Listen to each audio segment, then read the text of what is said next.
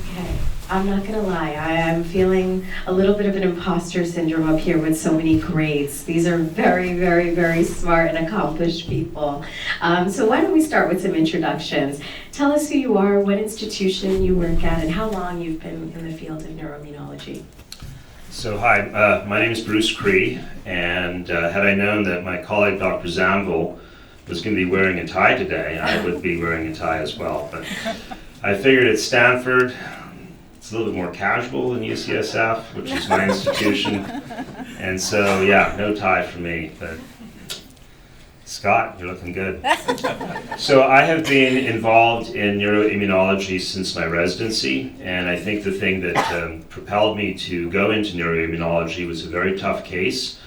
At that time, we did not know that neuromyelitis optica was a distinct disorder from multiple sclerosis, and so we treated patients with severe treatment-refractory MS, and they had longitudinally extensive myelitis. And I'll never forget that patient, who just had devastating neurological consequences, and that's what got me into it, right? And so I've been doing this ever since, and MS and NMO and MOGAD, and it's been, 28 years. Yeah. Thank you. Dr. Mohan? Hi, I'm Sonam Mohan. I work at Kaiser. I've been at Kaiser for about a year and a half now. Before that, I was trained by the greats that we were referring to, Dr. Scott Zamvil and Dr. Bruce Cree at UCSF. The thing that got me into neuroimmunology and specifically thinking about the demyelinating diseases is the rapid advances in the field. I think it's just amazing that we can give people diagnoses now that were just complete unknowns and they were being left in the dark. And we can provide therapies and we can say like, hey, you could live a really good life with this. You can do everything you wanted to do and try to remove those barriers. So I think it's just a very exciting time for the field. So I'm very happy to be here and meet some folks.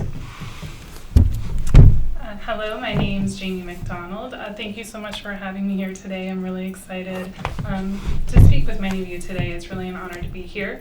I was interested in neuroimmunology for a long time. My dad, when I was growing up, had multiple sclerosis, so that was really my first experience as a daughter of someone living with the disease. But I was really fortunate right out of college. I actually worked at UCSF as a research coordinator in their group, and then when I went into neurology residency, I really tried to find another field that I wanted to go into, but I just couldn't. I absolutely love neuroimmunology. And then I started to meet patients with NMOSD. When I was a resident, that's when we started learning more about MOG antibody disease and started learning about testing patients who had optic neuritis or transverse myelitis for this antibody that wasn't previously commercially available. And even since then, I did my fellowship at Stanford, and now I stayed on with the team, and I really have a privilege of working with these patients and their families.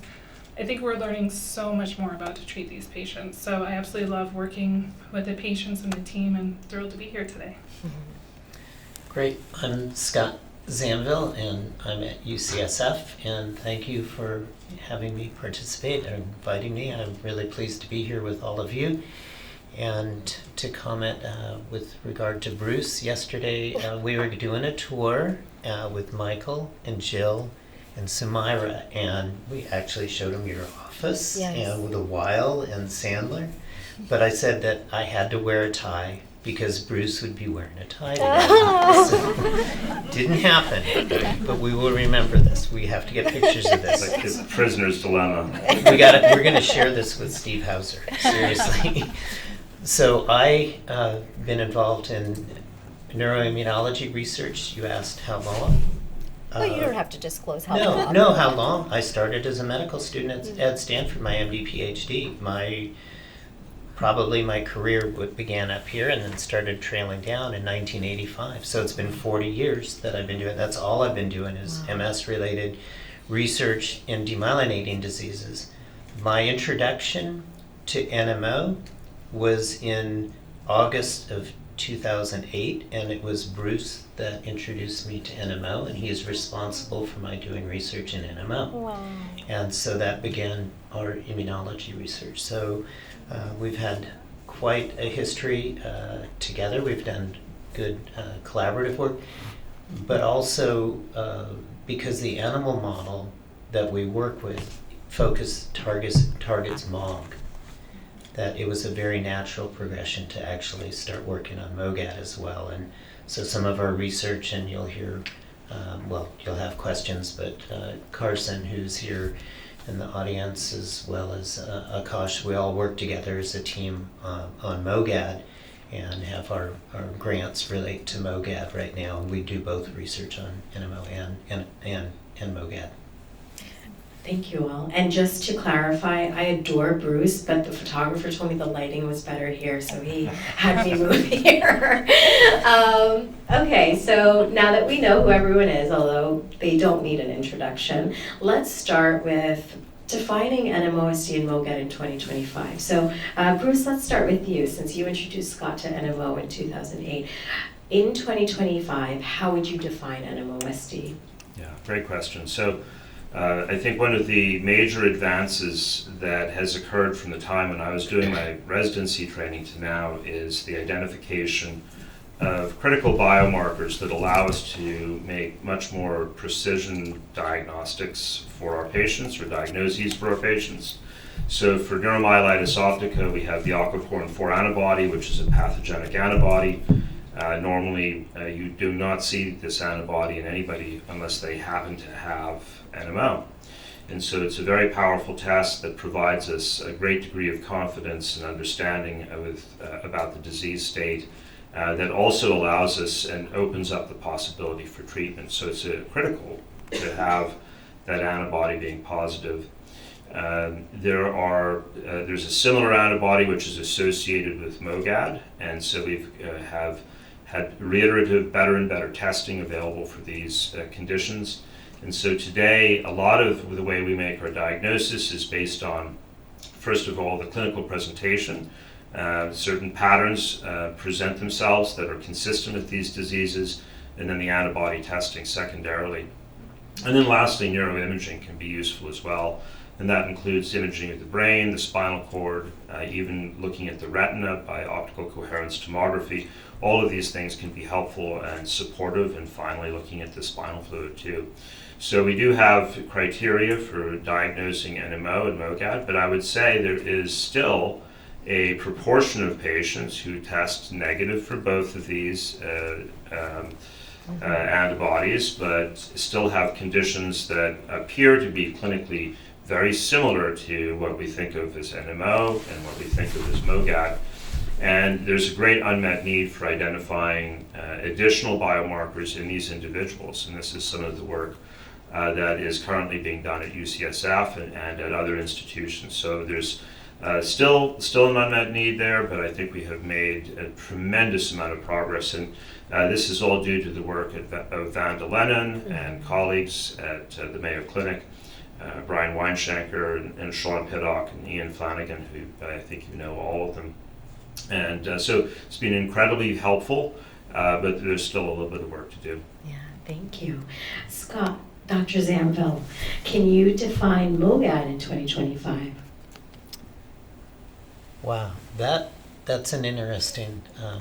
Okay, I can do that. You took me by surprise. MOGAD clinically can overlap with NMO, and we think of 3 different presentations, major presentations, although there are others. And we think of originally, historically, it goes back, we know of ADEM, acute disseminated encephalomyelitis, in particular in children. And in 2007 is the first demonstration of MOG antibodies being associated with childhood ADEM. And that was the start. In 2011, we had the publication which tied it together with optic neuritis. And then in 2014, there were 3 publications that tied it together with transverse myelitis. There have been other cortical encephalitis, other presentations as well. And so diagnosis here, it's the same principle that we have with NMO, it overlaps. So before we had the recognition of MOGAD as an entity, and when we started, we used to say 70% of patients who had NMO were seropositive. That's what Brian Weinshanker would say. And half of those later, a few years ago, with the introduction of MOG, about half of those that were negative would be MOG. It's not quite. So it overlaps. So diagnosis, we use the clinical presentation of optic neuritis or transverse myelitis. It affects ages from childhood, adults, even very senior adults as well can present. And that's associated with the antibody to MOG. We'll probably talk more about that later during the day. It's too much to talk about its predictive nature or not being predictive, but I would say that we followed on the heels of aquaporin 4 and NMO, and we use the testing, and we use MRI, OCT. We have different patterns in the optic nerve for each one of these, for MS, NMO, and for MOGAD.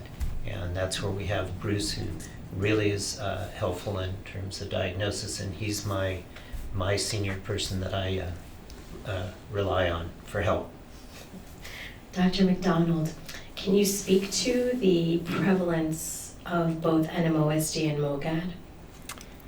Yeah, so, as we are learning more about these rare conditions, we're actually finding when we think about the prevalence, it's actually increasing over time because, as we know, with MOG antibody disease, for instance, we didn't know many patients with relapsing optic neuritis, for instance, were affected by MOG antibody disease. We find that it can affect people across all the age groups, from children, as we know, pediatric patients who might present with ADEM, through the lifespan with older adults. More common when we think about the demographics. When we think about NMOSD, we think about more of a female predominance compared to male. And then when we think about MOG antibody disease, we think more about, when we look at the data, it's actually about equal between the genders. Mm-hmm. So I think we're learning more that there's increasing prevalence, particularly due to increased diagnosis and the ability for earlier treatment. Dr. Mohan, can you talk to us about the demographics? So, like, who does it affect? We know, Dr. McDonald just talked about the gender breakdown, but in terms of where in the world, stuff like that. Yeah, I think, it's a very interesting thing to bring up because I think oftentimes there were certain ethnic populations that were being ignored because they said, well, you shouldn't really get MS, but you're acting like MS, so we don't have a label for this, and they were often kind of not addressed or followed up with. So it turns out oftentimes there's a predilection or a tendency for Asian and African populations to get more of the NMOSD spectrum disorder. Also with MOGAD, it's often the kids, which is devastating because you have a child who may not get the right diagnosis with MOGAD and could have the same unfortunate episode of optic neuritis or encephalitis happen again. So it's this was a vulnerable population that I think was dismissed for a long time, and I think now we are open with our ears and eyes, and we're thinking and looking at these populations very differently, especially because the consequences of these conditions can be even more devastating than MS. Thank you. Dr. Cree, sounds like you've been following patients here the longest with NMOSD and MOGAD. Can you just outline some of the more common symptoms versus the uncommon symptoms, and in your opinion, what the most ideal care team would look like? Great question. So I think the most common presentations in neuromyelitis optica are optic neuritis and then myelitis. Sometimes these events can happen together. Sometimes the optic neuritis involves both eyes at the same time. There's also a condition that affects the brainstem where patients present with intractable hiccuping, nausea, and vomiting. And that is often directed down a gastrointestinal workup because of nausea and vomiting, and only until much later do people get diagnosed correctly. So I think that's one of the areas that we need to provide some further education to our medical colleagues. There are other less common presentations that involve the portion of the brain that is involved in thermal regulation and other autonomic functions. So there's a diencephalic presentation of neuromyelitis optica, and occasionally you will also see hemispheric involvement. So the larger portions of the brain can be involved as well. So there are uncommon presentations, but for the most part, patients present with optic neuritis, myelitis, and then this area postrema, intractable nausea and vomiting event. And MOG has got similar overlap, but there are additional phenotypes associated with MOGAD that go beyond what we typically see in NMO. So I think that was the first part of your question, but you had a second part now. Yeah, as in a well. perfect world. The care team, yeah. yes, yeah. Well, I think, the care team always begins with the patient's neurologist, who's the key point of contact for that person, who's going to be the person who helps make the diagnosis to begin with, and then delineates a potential therapeutic plan. We now have 4 FDA-approved therapies, which is fantastic. So we've gone from 0 FDA-approved therapies and purely empiric therapies to having 4 drugs that work. And they don't work just a little bit, they work a whole lot. So there's a tremendous improvement over the old days of using broad-spectrum immune suppressants. So that's going to be a critical component, but there are many other aspects to it as well. You need physical therapy, often occupational therapy sometimes. Of course, you've got the care providers as well. You need nursing support. Many of the drugs are administered through an infusion center. Not all. One of them can be administered at home by self-injection.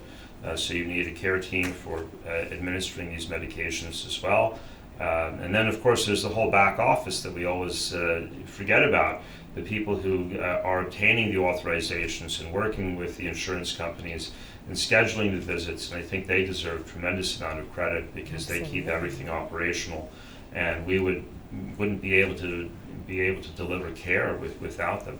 So it's a complex care team, and sometimes we even have to go outside and get help with pain management, which of course is a major problem for NMO.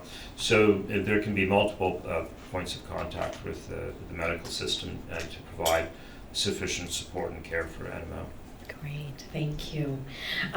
Yes, and shout out to the nurses too. They do so much for us, especially, all the patients here know that they're a lifeline for many of us. Dr. Zamvil, can we talk about incidence of NMOSD and MOGAD? How rare are we? So that is probably going to take all of us together to answer that. Okay. But I don't look at it with the absolute numbers of, when we say, 1 in 1,000 for MS, but I do it relative to that. And so with NMO, we say maybe it's 1.5% to 2% of that equivalence in terms of what it is for 100,000.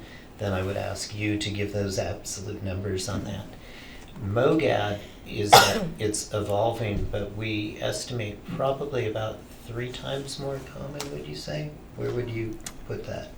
I think definitely more common, but I don't know. I think we're seeing more and more MOGAD cases in our clinic. Yeah. So I think it's still evolving. And Bruce, would you agree with that? I think so. I think, we've got reasonable population estimates for AQP4 seropositive NMO. So I think we've got a reasonable estimate that puts it at about 22,000 people in the United States, roughly, somewhere in that order, if you extrapolate data from a population-based sample. So that's the overall prevalence, and then you're asking about incidence, how many cases per year. So I think that's going to be on the order of about 1 new case per 50,000 people, something like that. Dr. Virupakshaya, would you care to comment on that? Because that's one of your specialties. Michael, can you give him the mic? Sorry to take it out No, of this the is panel great. discussion. This but is great. we have an expert on. Is this working? Yes. I agree with all the panel experts about the NMO. With MOGAD, as this is a new entity, we are learning more about this. So the exact number for the incidence is hard to define. And we should also be mindful that we may not be, we're only probably seeing the tip of the iceberg because only 50% of these relapse and are likely to seek care. And as referral centers, we are seeing them after 2 or 3 months since they've had their initial event.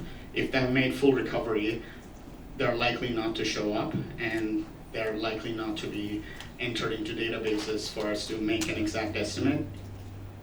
There are many infections and other triggers that can be associated with these disorders, and unless the physician is paying a close attention, especially in children, these goes under the radar, and what the estimates that we have is likely underrepresented. Great, thanks. Thank you. I guess one thing I will say to this is you can sense that we are all hesitant to give you perfect numbers, and that comes from the idea that the criteria keeps changing. And that's because we're trying to capture more and more folks who have it correctly. We don't want to overdiagnose it and label someone as MOGAD or NMO when they actually have, for example, lupus or something totally different. But we also want to capture the folks that we're saying, I'm not sure if you quite land into MOGAD yet, but hey, you have a low titer, you have a little bit of the antibody in your blood, you may turn into a case of MOGAD with recurrence, the relapse is happening again and again. So really that comes from that, which is, it's hard to pin it down because we ourselves as a field are working towards what truly defines these conditions. We're going to address family planning this afternoon, but I definitely want to talk about it a bit now too. So Dr. McDonald, so many young women get diagnosed with NMOSD and MOGAD. Anything to say about family planning? Can we have children? Is it okay to have children? All the things. I get questions about this all the time. Yeah, no, I think this is a really important question to bring up, and it's actually something that we get asked in the clinic, particularly around the time of a new diagnosis. One of the questions that I always bring up with patients is, what are their family plans? Because yes, I think that all women and families should be empowered that if diagnosed with NMOSD, MOGAD, or going through that journey of the diagnosis, whether it's seronegative, another autoimmune condition, we can be care partners in supporting patients to have children, have a successful pregnancy, be monitored postpartum, manage their treatment, and really support the whole family on their journey. So I would absolutely, I get this question all the time, and it's some of my favorite patient population because I think it shows that the family is really part of the experience for many of our patients, and really supporting them on that journey is so important. We often see patients more frequently in the clinic if they are planning for a pregnancy or while they're pregnant and planning postpartum, and no two patients are alike. So I think this is really an example of individualized treatment. We're learning more about pregnancy and MOG antibody disease, and that's something that we're doing at Stanford. We have a biorepository where we're really trying to follow patients longitudinally so that we can get more information about the natural history of MOG antibody disease, pregnancy, postpartum. We know a lot about this in the space of multiple sclerosis and pregnancy planning, but less so in MOG antibody disease. So we're learning more, but we absolutely can support our patients on that journey of family planning, postpartum, their treatment. So I'm very optimistic about this. We love having those conversations in the clinic. Great. I have 2 more questions before I open it up to the audience. Okay, Dr. Cree. As you know, seronegative is so important to me and to all of us here. Can you talk to us about what the future of seronegative patients look like, and also in terms of research and all of that, but also how frequently should we be getting retested for aquaporin 4 and MOGAD? Yeah, great questions. So I think, first off, the testing technology does change over time.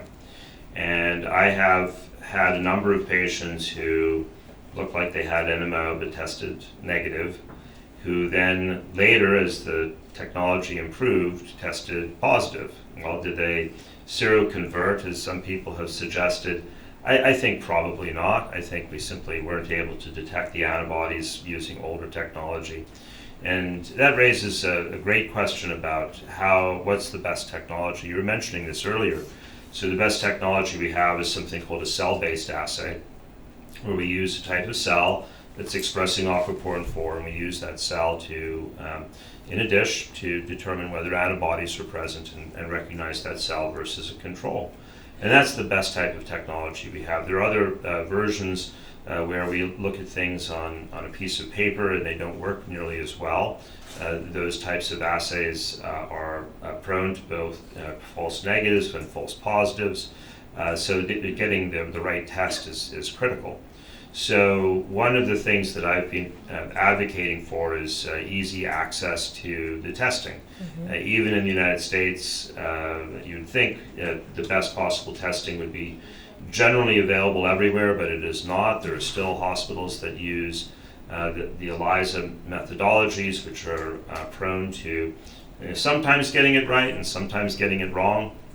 And so getting that testing out and available for everybody is very important. I think getting retested periodically does make good sense, both for patients who are maybe seronegative and then found to be seropositive, but also for patients who've been treated for a very long period of time.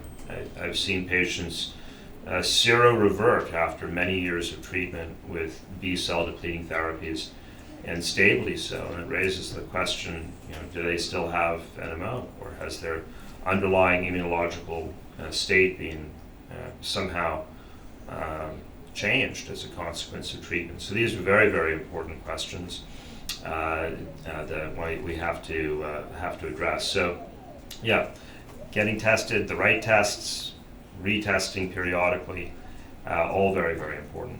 You want to say something? I would just add a little bit to that, is that just to say absence of proof is not proof of absence. And with regard to the antibody testing in NMO, it's more likely to be retained. You may be on therapy for many, many years and sero-revert, meaning to become negative. With MOG, it's antibody. There's a good number of patients that actually have been positive and then become negative. And so that one becomes a little bit more tricky. And some of the patients actually have relapsed after the antibody has become negative. So we just have to keep that in mind. It's a little bit more challenging. So, is of the seronegative NMOSD, is it a higher proportion that's MOG or a lower? I can't tell. I don't know. And there's a need for understanding the immunology of patients who have longitudinally extensive myelitis and an optic neuritis who don't have the antibodies. And so we need to understand what the immunology of those patients are. And so that requires the type of research that's currently being done at UCSF and Stanford and other institutions to try and figure out other biomarkers that help characterize those individuals. Something is not right immunologically with people who have so-called seronegative NMOSD or double seronegative. I don't really like the characterization of that. They have what they have clinically. We don't know what that is, and we need to investigate it and figure it out, just as we did for AQP4 seropositive patients, just as we are currently still in the process of doing for MOGAD. And it's critical that that research be funded and supported and conducted. And so that type of discovery is much harder to do, but we are in the process of doing that at multiple institutions, and hopefully we'll be able to continue to do so, although the climate for research, of course, has radically changed in the last couple of months. Yeah. If it helps you, I created a Facebook group for double seronegative patients. There's 300 of us in it now. We're all very able, eager, and willing to give blood, participate. So if we can be helpful to whatever you're doing in seronegative, please let us know. I have had this for I've had this for 11 years. And the first 4 years were really, really challenging for me. When people meet me now, they don't even think I have something, which I think is a testament to all the advancements that we've had in NMO. But my first 4 years, I cycled through 9 different biologics. I was in and out of the hospital all the time. I had 13 relapses. My parents were preparing for the worst. It was really, really horrible. But I have actually been in remission myself for 6.5 years, which is the greatest thing in the world, and it really, I'm so thankful every day.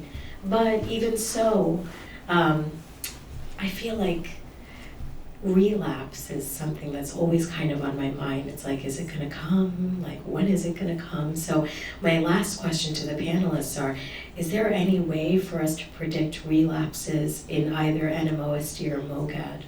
And anyone can answer it. Yeah, so I would say for NMO, we used to think, oh, there are some folks with NMO that may not relapse, and that might still be the case. But we have now seen that folks are, doing really well for 10, 15 years, and then they relapse. And so it's, I think the rates of relapse and are almost higher than we think, and that's why some of these therapies become so important. When you get diagnosed, get on a therapy, save yourself from that future relapse, because it's, as you know, it can be devastating with losing your vision or not being able to move your arms or legs. So it's, with that in mind, I think there is an unpredictability of the relapses. There is some idea that there's certain populations that may relapse faster than others. But at the end of the day, I think it's going to end up being that a lot of people do end up relapsing in NMO, and they should be on a therapy long term. We do not have it's not like, oh, if you didn't relapse for 5 years, you're good to go. It's, unfortunately, we're seeing that long-term data that people do relapse. MOGAD, I think we're pinning at about 50%. It's relatively newer. 2017 is when the antibody came out, so it's relatively newer of a condition. So I don't know if we truly have the data to map this out in the long term, but I think MOGAD also has, for now, we would say 50% chance of relapse, but that might be high enough for someone to consider therapy long term as well. Yeah, and I would say I absolutely agree. And in terms of the MOG antibody disease, we've been looking into, does the titer or does the presence of persistent seropositivity predict relapse? And even in some of those cases, yes, we do follow those titers over time, but the titer level doesn't necessarily predict whether or not someone's going to have a relapse. And as we've heard from other panelists, we even have some patients who are seronegative that then go on to have a relapse and are seropositive. So I think we're learning a lot more about why do some patients have a monophasic course, why do some patients have a relapsing course, and those patients we do put them on treatment to help reduce the risk of further relapse. So I think biomarkers to help predict who's going to relapse and who's going to have a monophasic course are really important in the MOG antibody disease space. So in MOGAD, it may be that not all anti-MOG antibodies are equal.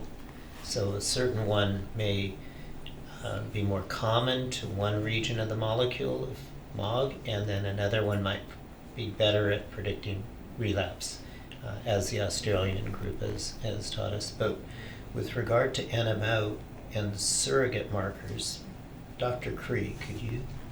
Sure. Sorry, I'm Yeah, not so trying to be you're the great, Oprah here. we're still working on this, but there is a blood test for the protein that is released by astroglial cells, which are the target cells affected by the antibody in NMO. And so the antibody fixes complement, which normally would only do for bacteria, but it fixes complement on these astroglial cells, damages them, pokes holes in them, and they start to spill out their contents. And one of the things that they spill out is something called GFAP, which stands for glial fibrillary astrocytic protein, so it's a mouthful, but GFAP, and that you can detect that in the blood. And in an NMO patient who has high levels of serum GFAP is actually at increased risk for a upcoming attack. So we have to, what we ultimately want to be able to do following treatment is get those levels to go back to normal and make sure that they stay normal over the long term, because there probably is some predictive value of persistently elevated marker for glial injury in NMO. And this marker also happens to go up in MS as well. But getting it normalized, I think, is one of the goals, future goals for therapy. Great. Okay, we have some time for questions from the audience. Raise your hand if you have a question. Don't be shy. Anyone? No? Oh, right here.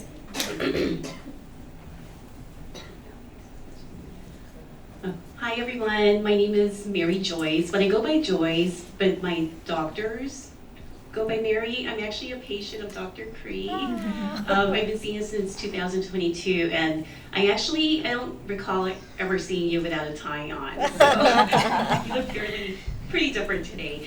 But yeah, as I mentioned, I was diagnosed in 2022, and I recall being tested following after my diagnosis for other autoimmune conditions.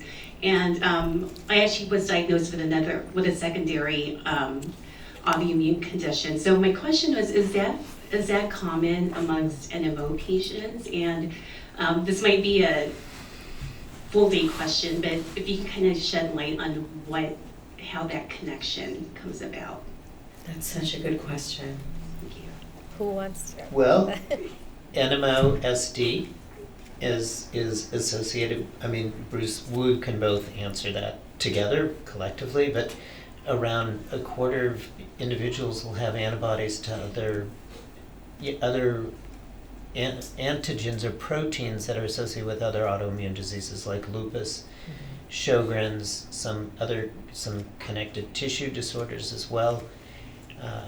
And so we don't have a good understanding. It doesn't seem to be the same with MOG and MOGAD as it is with NMO. It seems to be more common. It is of interest of ours in our lab because we're hypothesizing that maybe the aquaporins, because they're so widely distributed in other different aquaporins, that maybe they may tie together. And one of the other aquaporins is also known in Sjogren's is now considered an autoantigen. So I don't have a good answer, but we're all working on it. One thing I'll say is you are not alone in this. NMO, of course, yes, we talked about 25%. This holds true for MS as well at times. So multiple sclerosis, similarly, there's an overlap with systemic or general body autoimmunity as well. Oftentimes the ANA lupus antibody ends up being positive for those cases. So there is some sort of overarching idea that when you have autoimmunity, it can span in different organ systems. So it's unclear why that is and what does that mean specifically for you compared to someone who doesn't have that overlap. But it is something we do see. And it's not also clear if those autoimmune conditions that you're getting diagnosed as a secondary is something else, how much they have to do in terms of being clinically active conditions either. So someone could have all the positives for lupus and look like they should have lupus theoretically, but they don't have any clinical features, they don't have any symptoms of lupus. They're just having MS or NMO act up. I'm just going to get a little bit philosophical here for a moment. When we talk about diseases, we talk about these conditions as if we really understood them. And the truth is, when it comes to autoimmune disease in general, we don't really understand it, right? The things we think we know may not be so.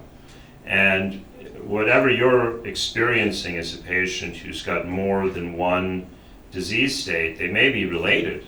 And sometimes the actual disease state is something we haven't been able to define yet, which is a breach in self-tolerance that results in the propensity for what we recognize as these discrete multiple autoimmune conditions. And with NMO, it's not just lupus, it's not just rheumatoid arthritis or Sjogren's syndrome, it's myasthenia gravis. It's antibodies that result in pernicious anemia or vitamin B12 deficiency. So there are multiple conditions that have been associated with NMO, and I think it's very interesting, right? Because it suggests that there's something else going on that we don't quite have a name for yet that results in a propensity for these discrete disease states. So that's where we have to get to, is that higher level of understanding of what actually transpires to result in this propensity for autoimmune disease. And we'll get there, especially especially Scott. So Scott, we one don't of want the to get smartest too much guys in the room here. We don't want to get too much in the science per se, but I also work in, the way I began was in the animal model for MS. And for MS, it's a myelin, a protein on the outer surface, on the fatty tissue around that's protecting the axon, the nerve. And if you take a normal animal, whether it's rat, guinea pig, mouse, you can immunize with the myelin proteins, and you can induce paralysis and the demyelination that we think is reminiscent of MS. It's an overstatement. With aquaporin 4, we have not been able to do that. It's been unique. There's something distinct about its tolerance, and it's a mystery, and we're beginning to learn about that. And the accident of this was, it was fortuitous, and it was Michael Levy, when he was at Hopkins, who made that observation, and it's just grown in interest since that time. We have a question up here.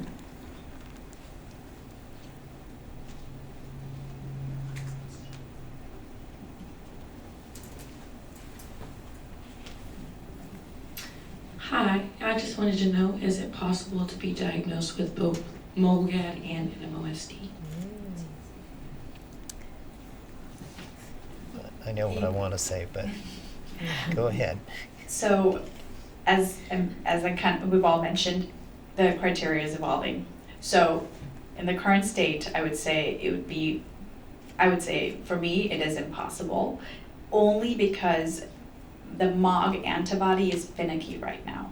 So if you have a clear NMO positive antibody, and we're picking up a little bit of MOG with that, a low titer, the antibody's kind of there, but not really convincingly there, I'm gonna diagnose you with NMO.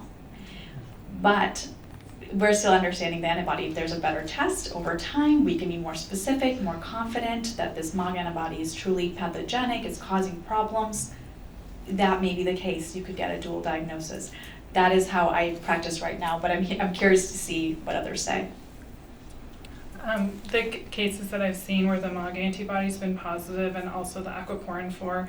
So as was mentioned, the aquaporin 4 antibody is a pathogenic antibody. These patients have typically followed the course of an NMO patient rather than a MOG antibody disease patient. And often the titers are on the lower end. So we see with multiple sclerosis, some patients will have a positive MOG antibody.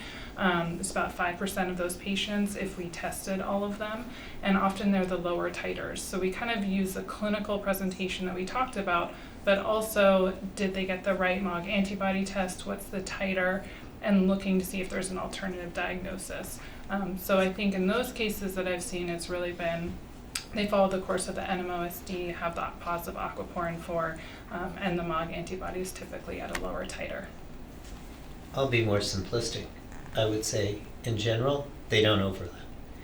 The Mayo Clinic, Amy Kunchuk, when she was at the Mayo, before she went to Cleveland Clinic, had a nice study with Owen Flanagan and Bruce Cree, and showed very rare when they looked at the titers. And the problem, that they would be overlapping, so that the issue that we have is that we get MOG antibodies at a low level, and they occur in other conditions. And there are reports, you could see it in stroke, you can see it at other instances where there might be damage in the central nervous system and leading to antibody. And it doesn't mean that MOGAD doesn't exist, it certainly does. And then the issue is the pathogenicity.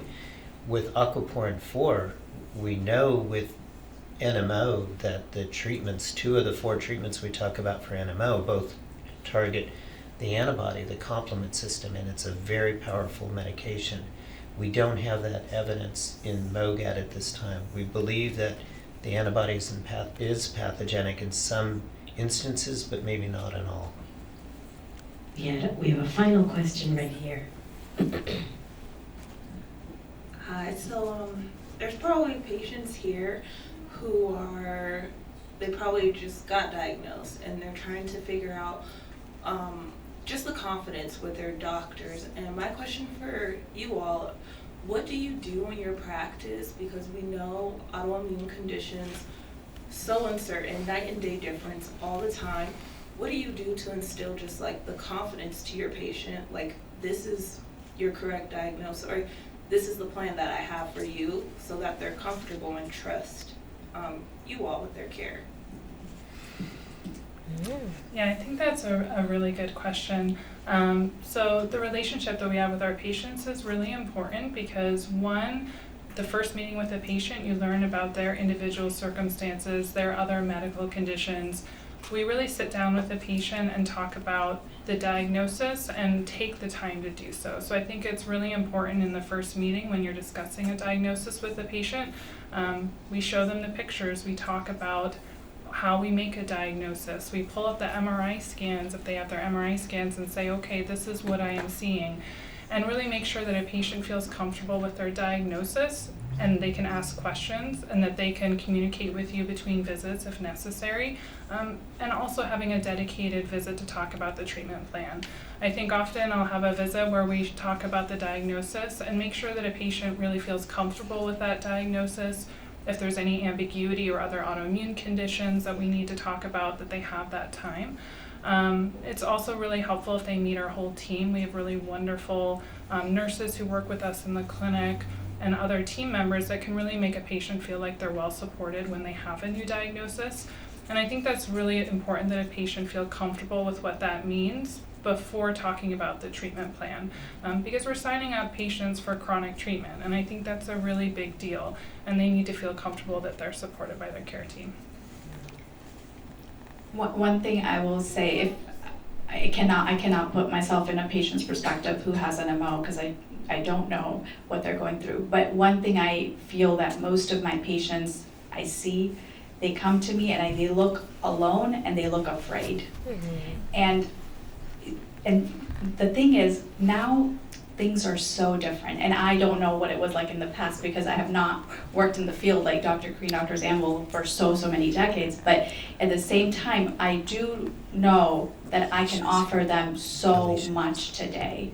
And so I think that is what my primary goal is to get that patient to realize you're gonna be okay.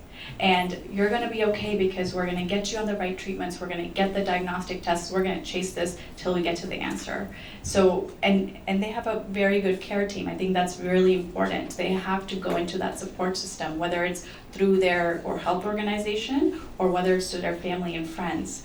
This is not the time to be alone, this is the time to come together and activate all those resources. Final question here. So we're lucky now to have 4 recently approved therapies for NMOSD, all shown to be highly effective in preventing relapses through clinical trials, which is great. What's the situation for MOGAD? Are there drugs in development? And if so, at what stage are they in? And when can we expect a potential readout from those trials? 2 minutes. Bruce, why don't you take that with Sure. There are clinical trials ongoing in MOGAD.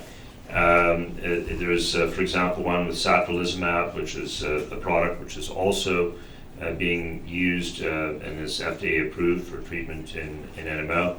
There are other drugs. I think getting involved in clinical trials is very important. If you have a rare disease and you have an opportunity to participate in a clinical trial, I would give it some serious consideration. It is the way we make medical progress. Yeah. And clinical trials are the only way to actually get drugs approved and on market. So just as we did with NMO, doing this for MOGAD is absolutely critical. It's essential. But of course, clinical trials aren't for everybody. And for those people who, for reasons, can't participate or don't want to participate, we do offer empiric-based therapies, which are kind of, in my opinion, all over the map. And, you know, Doc A likes to use this drug, Doc B uses that drug, all the way down to, you know, Doc Z. So it's all over the place. We need consolidation. We need well-conducted trials to provide us that information. And this is absolutely critical for further development. And as we look at the future for NMO, I would say that the things that we are now thinking about are how to cure NMO and what that means for aquaporin 4 mediated disease. How do we reverse that deficit in autoimmunity And there are multiple possible strategies to do this. So I think the next step is actually going after a cure. And I think I'm quite confident that at least in the time of your careers, we will see a definitive cure for the disease. And I hope that's the case for while Scott and I are still in practice and before we wind up in our respective nursing homes. Oh my gosh. And then we'll also have a session this afternoon about the UCB COSMOD clinical trial. Oh, sorry, Scott. Oh, no. Can I rewind just for a quick second? To your question, I just wanted to say that had to do with, confidence in your physician. I just want to remind you, you're working as a team when you have a patient. It's a humbling experience for us because we don't have the answers. So you acknowledge that. But you don't say to patients come in and say glial fibrillary acidic protein. You would say GFAP. Each patient is going to be different. I have patients that come to me and sometimes I have to have my PubMed and Google search ready to go because they know more about the disease than I do. Yes. Did you know that Jasmine, she has NMOSD, she's a nurse who works with Jeff Bennett? Now I do. Yeah. Okay. Anyway, thank you all so much. Please join me in giving a round of applause for these fabulous panelists.